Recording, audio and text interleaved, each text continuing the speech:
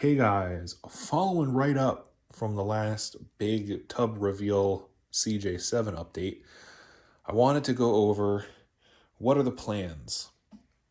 What are the plans as of right now for the CJ7, both immediate and future? So, immediate plan of attack is I would like to get this wired up. I would like to get it to run, and I would like to get it to steer. So, with that comes some interesting fun. So, first, getting it wired up, we got to get our painless harness in there. I went over how I was going to do that in the last video. We're going to get our dash and engine harnesses in.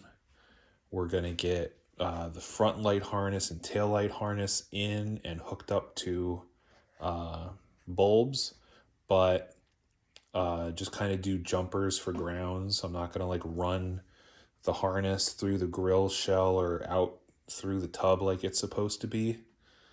I just want to get it there for testing purposes.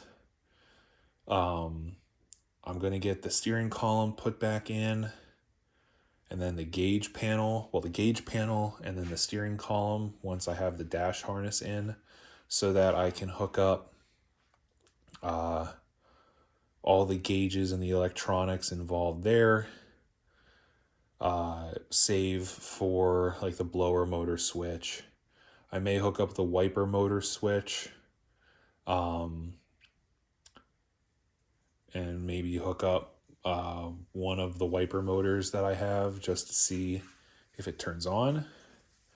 But it's really getting the wiring in and seeing what works, getting it hooked up to the engine, and changing our starter, putting our HEI distributor, which is in that white box on the back seat, in with plug wires and everything, and trying to get this to run. Steering wise, I have to I'm gonna leave what I have in there. So the steering box probably needs to get changed, but for now we'll leave it in there. We'll try and leave the steering linkage as is. I have a steering shaft back there that we're going to use just for now. But the big problem is the ball joints or something on this axle is seized. And so it was very hard to turn when the steering wheel and everything was hooked up. And you cannot turn it by hand. Even with the axle jacked up, grabbing both sides of the tire, you pretty much cannot turn the wheels. So that is gonna lead to at least doing ball joints. It'll probably wind up with doing a whole axle rebuild except for the brakes. A whole knuckle rebuild, I'll call it. I'm not going to go through seals and stuff in the axles because I may want to, I don't know what gears are in it. I may want to change the gears. So, but for now, I want to get it to turn easily. And I am going to do a suspension lift. Looking at it, I think it's a BDS kit that I'm going to get with some upgraded shackle hangers. Reason being, the easiest way to replace your suspension stuff on these live axle leaf spring vehicles, just put a lift kit on it. I mean, you get the benefit of the lift kit, which I think this has on it because there's way more gap than there's supposed to be, I think. But get a fresh lift kit on it, and it'll have new springs, new bushings, new U-bolts, again, new shackle hangers, those new bushings. So it'll be really kind of a all-in-one upgrade.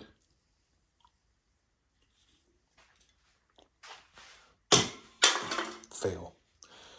So we'll get the knuckles off, change the ball joints, probably change the no, I won't touch the U-joints in the axle shafts, but change the ball joints, and then again, just so it steers, when we do the lift kit, we're going to change the narrow axle out for the wide track axle. And then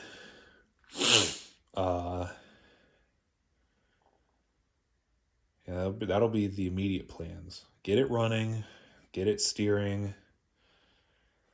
I don't know about driving. I don't think I'm going to try driving it until after, well, I'm not going to drive it, but I'm not going to see if it drives until the body work and everything is done and the framework is done, just because there's no brake lines in it. You know, I cut all the old brake lines and fuel lines out.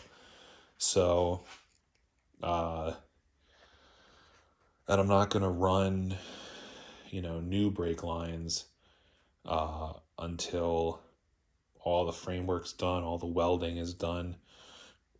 So, steering, lift kit, swap out the rear axle, running steering, wired, immediate plans. Long-term plans. Body shop. It is going to get painted back to the factory green. Again, I am 99% positive that this was a factory Renegade. So green probably had the orange stripes and it had a tan interior.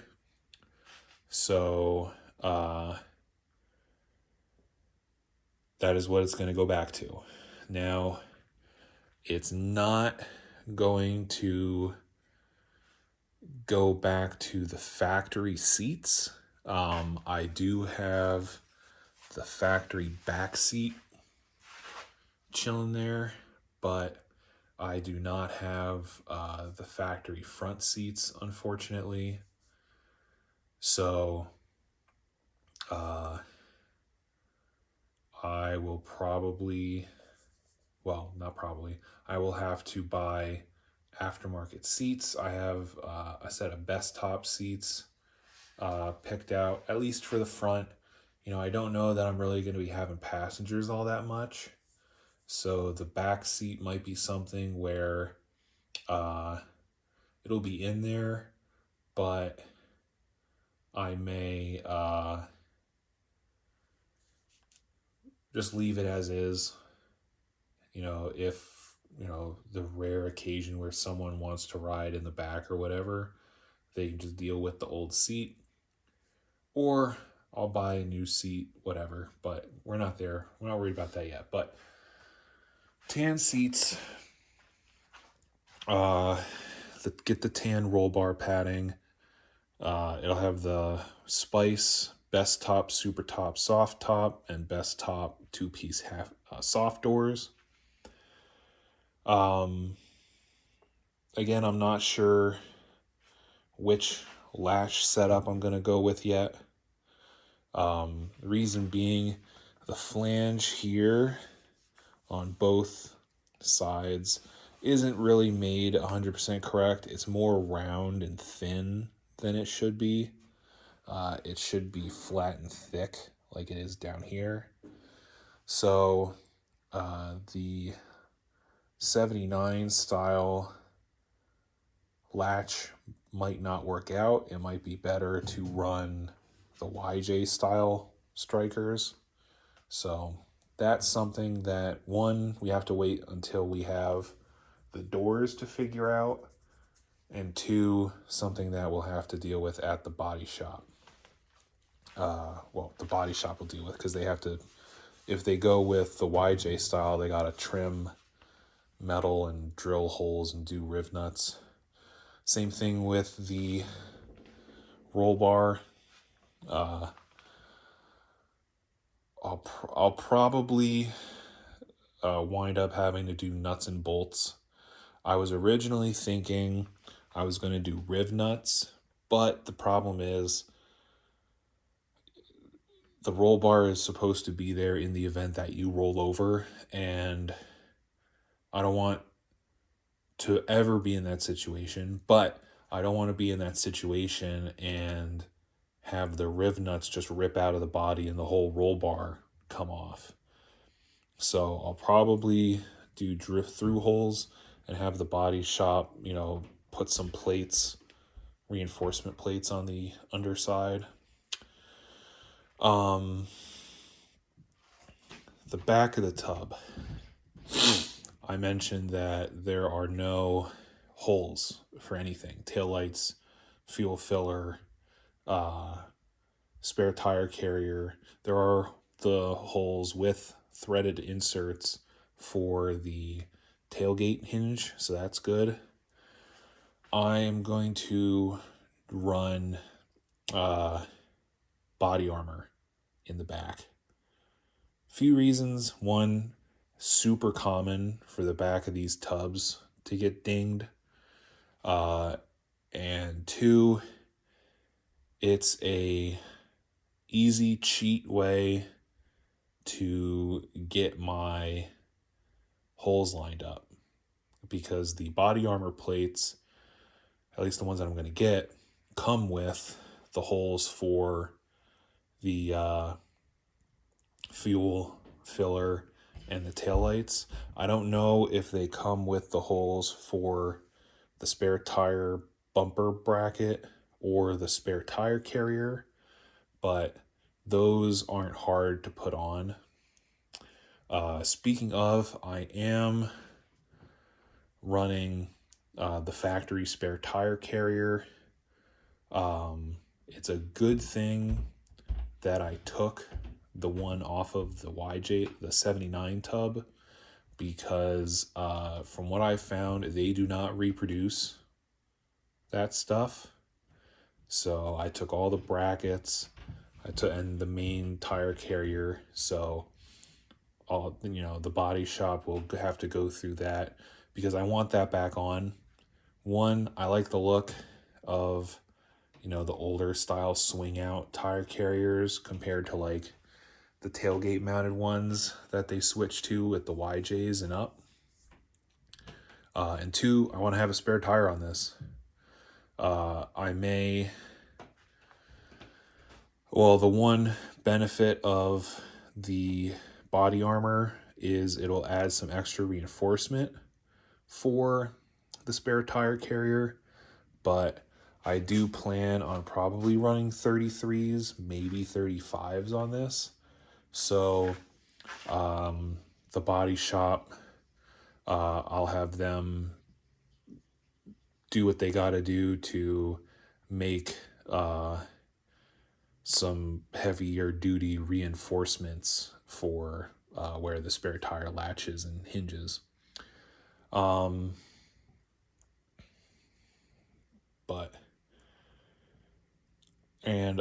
Bumper wise, I am going to be running not stock bumpers. I'm going to run the stock bumperettes in the back. Let's check it. Let's just go over to the YJ hotness, over here with the fancy lights looking all sexy. I'm going to be running the same setup my brother has on his. So you can see bumperettes, and he has this nice beefy trailer hitch. And big benefit to that is, one, who doesn't want a Jeep with a trailer hitch? Put the bike rack on the back or hook up a little trailer. But two, the painless wiring harness actually has a 4-pin trailer plug hardwired into it. So I don't even need to wire in a trailer light plug. So that's what I'm going to run in the back. The front, I am, the body shop will probably, I'll have them flatten this out, straighten this up, weld in a solid piece, and fill in those holes and whatever, whether they like replace the whole front half of this or what.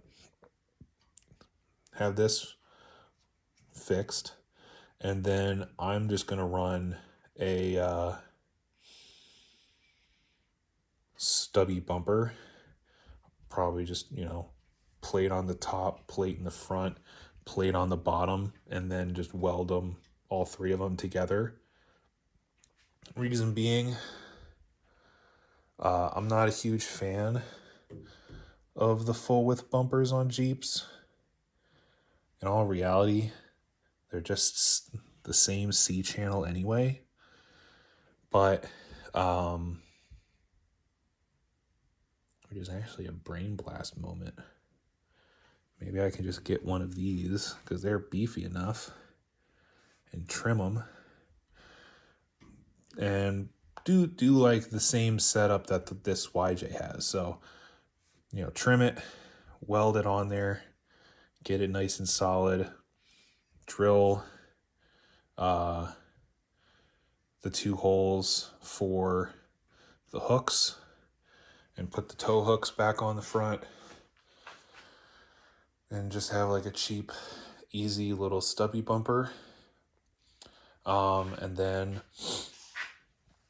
I'm gonna get the Jeep little plastic cover just to cover up this area. But yeah. And then I'm up in the air as far as hood accessories, whether I'm going to go with black like my brother has, or if I'm going to go with chrome. I'm thinking I'm going to go with chrome just because it's not going to be a lot. You just have your hold downs, your hoops, your strap in the middle, and then your hood latches, and technically this piece, but I don't know if I'm not gonna put the chrome one on. I have another one of these that I can just paint black, and then I'm gonna put the little cowl cowl scoop thing on there. The hood hinges, I don't know that I'm gonna have the hood hinges chrome. I think I will have the hood hinges painted body color, but I'm gonna have chrome mirrors. I think having all of this chrome would be a little too much. So body color hinges, chrome mirrors, again, body color for these lower hinges. And then there won't be any more chrome until the back. I'm going to have the tail lights with those chrome wraparound rock guards on them because I really like those. And then, we got to get fender flares and side marker lights, and, the trim rings around the headlights and turn signals will be chrome. So that's why, there's going to be some chrome sprinkled around, but I'm not going to go with black rings. So I think having the hood stuff chrome will kind of tie the chrome from front to back. So that's the update. That's the current and future plans.